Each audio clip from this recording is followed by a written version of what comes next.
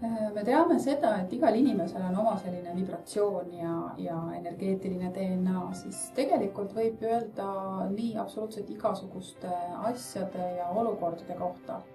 Täpselt nii on ka näiteks ettevõtetel.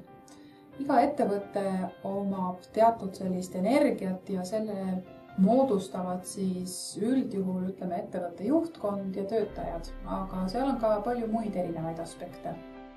Ja Timewaveriga on võimalik andmebaase kasutades analüüsida ka seda, mis siis toimub selle ettevõtte sellises infoväljas. Selle andmebaasi sisse on pandud muuhulgas näiteks võimalus teha SWOT-analüüs. Täpselt samamoodi on võimalik vaadata, kas ja kuidas ettevõtte juhtkond täidab oma ülesandeid, kas töötajad on motiveeritud, mis neid motiveerib ja kuidas seda toetada. Lisaks on võimalik vaadata seda, et kui ettevõte tegeleb kas teenuse või tootega, siis kas see toode on ka, ütleme, klientuurile nähtav, kas teenus on piisavalt selline atraktiivne, et klient või siis lõpptarbija seda kasutaks.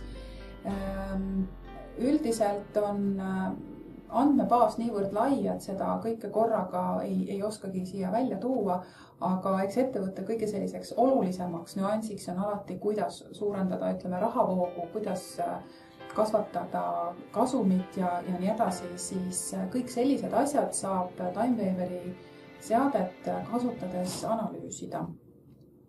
Tagasiside, mis me oleme saanud ettevõtete juhtidelt, on olnud hästi huvitav.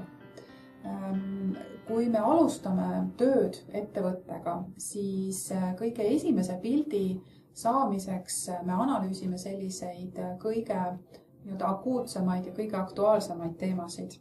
Ja tavaliselt, kui me saame siis ettevõtte juhiga circa kuu või 2 pärast uuesti kokku, siis räägib ta alati väga põhjalikult, mis on toimunud pigem tema kui ettevõtte juhi sees ja see, kuidas see on mõjutanud kogu ülejäänud ettevõtet.